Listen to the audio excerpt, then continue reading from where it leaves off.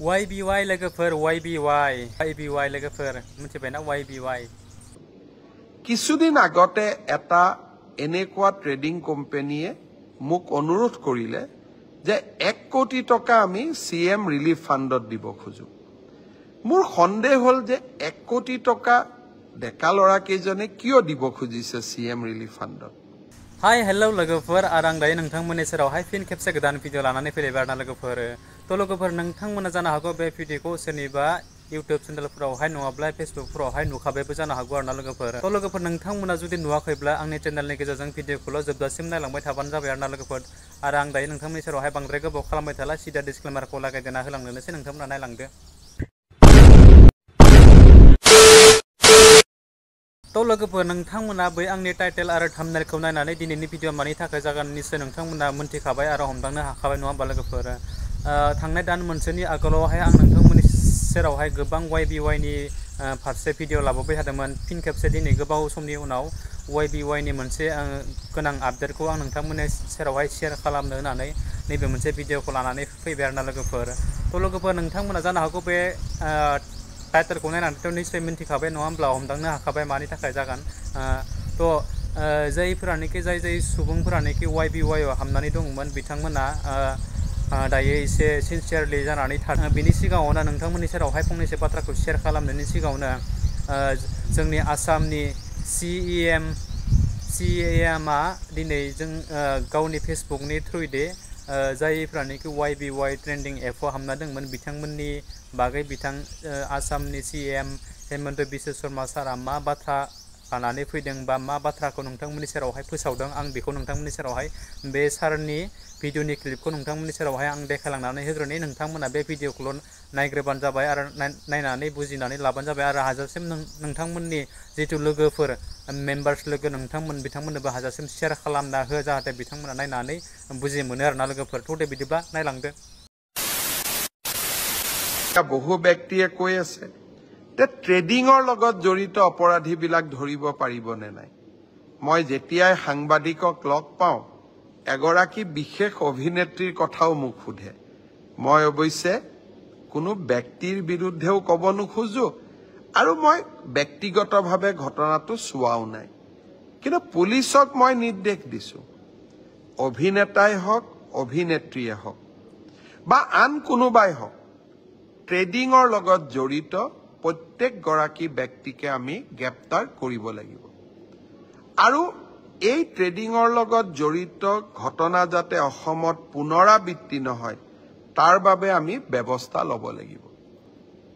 আৰু 30% সুদ দিম বুলি কাগজত লিখি দিয়া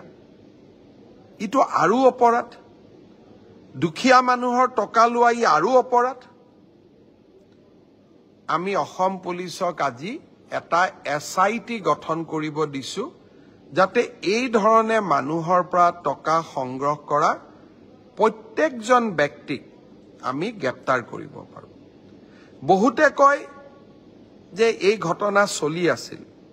মই নাজানিছিলো কিছুদিন আগতে এটা এনেকুৱা ট্ৰেডিং কোম্পানীয়ে মোক অনুৰোধ কৰিলে যে 1 কোটি টকা আমি সিএম ৰিলিফ ফাণ্ডত দিব খোজো মোৰ সন্দেহ হল যে 1 কোটি টকা ডেকা লৰা কেজনে কিয় দিব খুজিছে সিএম ৰিলিফ ফাণ্ডত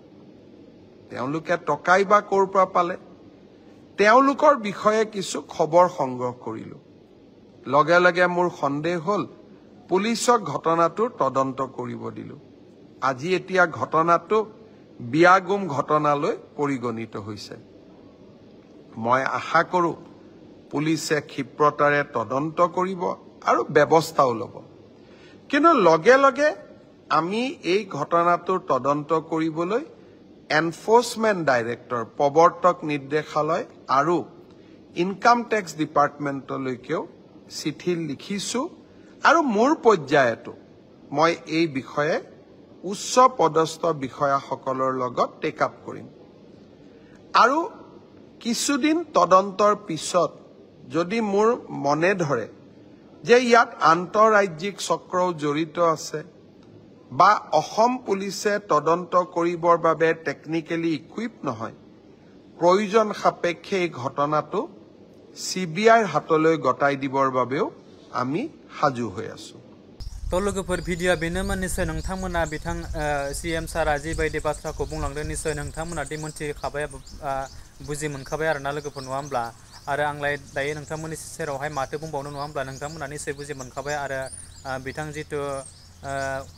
YBY फाउन्डनि जोंनि आसामनि जितु ग्रेड आपग्रेड बिथां सुबुङाथ' दायो हमजाबाय होननानै नोंथांमोना गोबाङानो मिथिखाबाय जानो हागौ आरो नङा होमब्ला जितु आनिराम बसुमतारी बिथाङाथ' दायो हमजाबाय होननानै नोंथांमोनाथ' मिथिखागौ नङा होमब्ला आरो बिथांजों लोगोसे सासे टिचार सासे फोरोंगिरियाबो हमजाफाबाय होननानै नोंथांमोना गोबाङानो मिथिखाबाय जानो हागौ नङा होमब्ला आरो दायो निउसनि दारैबो गोबां सुबुङानो होखाबायबो आरोना लोगोफोरा गोबां जोंनि आसामावल' नङा बियो जोंनि भारत बिश्वआवनो जोंनि इण्डियाआवनो बेफोरो दायो गोसारजोब्बाय आरोना जायफोरनाखि ट्रेन्डिं बेफोरबायदि फेक एपजों खालामनानै बिनामुलिया फैसा इनभेस्ट खालामनानै रां खामायनाय बेफोरबायदि एपखौ गोबाङावनो दायो CBIफोरा नागिरगासिनो दङ पुलिसफोरा गासैखौबो इनकुवारि खालामगासिनो दङ आरोना लोगोफोर ओंखायनो जेनेबा जायफोरानोखि बेफोराव हाबदोंमोन बिथांमोना एसे सिनसियारै जानानै था आरो जायफ्रानोखि हाबनो सानदों जायफ्रानोखि बेफोरबायदि अनलाइन ट्रेन्डिं एपआव दायो गेलेगासिनो दङ बिथांमोना अननानै प्लिज दायो बेफोरबायदिनि लामायाव गोजानाव थादो आरोना लोगोफोर मानो होननानै बुङोब्ला बेफोरो सानसे नङा सानसे ओरैबायदि फेक जाबोखायो ओरैबायदि गारनानै थांखायो मानसिफोरखौ नङा होमब्ला सोरबायदि मानसिखौ मावा दाङानो ओरैनो जयै बेफोरबायदि हाजारसेयाव 2000 20,000 10,000 50,000 बेफोरबायदि होबाय थानो नङा होमब्ला कम्पानियाथ' बेफोरबायदि खारखागोन ना गोदान समाव बेफोरबायदि लब जाखायो नङा होमबा लोगोफोर बयहाबो मोनदों नालाय लब खालामना होनानैसो गोबां मानसियानो हाबगोन होननानै बेफोरबायदि जायफोरानोखि गिबि जयनिं जाग्रोदो बिथांमोननि सेरावहाय बेफोरखौ लबखौ होग्रोयो बिथांमोननो ओरैबायदि रांखौ लुसु होयो बिनि उनावसो बिथांखौ नुनानै गुबुनफोराबो हाबगोन होनना बेफोरबायदि साननानै बिथांमोना बेफोरबायदि होग्रोयो आरोना फार्स्टआव ओमफ्राय थाङै थाङै जेब्लानि मानसिनि बेफोरफोराव जयनिं जानायफोरा बांलांनायनि टाउनाव बिसोरनि प्रफिटआ जेब्ला जयनिं जानानै मानसिया जयनिंनि फैसाखौ होनानै हाबोना बिथांमोना बेफोराव बेफोरबायदि मोनलांनानै बेफोराव लाख थाखा क्रर थाखा खामायलांनानै बिथांमोना उनावहाय जुदि गावसोरनि आर्निंआ प्रफिटनि बांद्राय जुदि जादोंब्ला बिथांमोना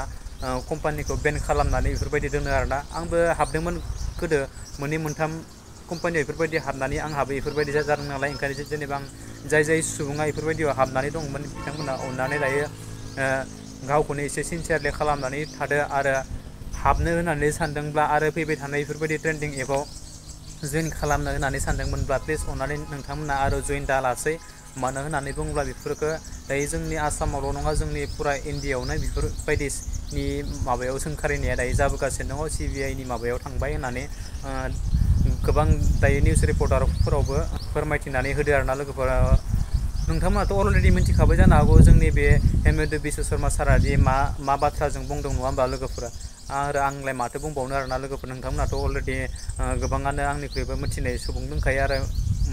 मिथिखाबायबो जानो हागौ आंनिख्रुइबो गोबां सुबुङानो बेफोरबायदि भिडिअखौ दायो होखाबाय जानो हागौ नङा होमबा लोगोफोर थ' लोगोफोर जायफोरानोखि नुवाखै आरो नोंथांमोननि लोगोफोरनोबो नैबे मोनसे भिडिअ हाजासिम शेयार खालाम आरोना लोगोफोर थ' लोगोफोर आरो आं दायो नोंथांमोननि सेरावहाय बांद्रायखौ बुंलासै जुदि नोंथांमोना नैबे मोनसे भिडिअखौ नायनानै जुदि मोजां मोनदोंब्ला आंनि चेनेलावहाय गोदानब्ला अननानै आंनि चेनेलखौ साबसक्राइब खालामदो लोगोसे लाइक कमेन्ट एन्ड शेयार खालामदो आरो जोबनायाव बेल आइकनखौबो दाबायना होदो जाहाथे आं आरो गोदान भिडिअ होयोब्ला नोंथांनियाव गिबियै नटिफिकेसना थांनाय बायदि आरोना लोगोफोर स' थेंक इउ स' माच आरो नेक्स्ट भिडिअ फिन खेबसे लोगो मोनगोन बाय बाय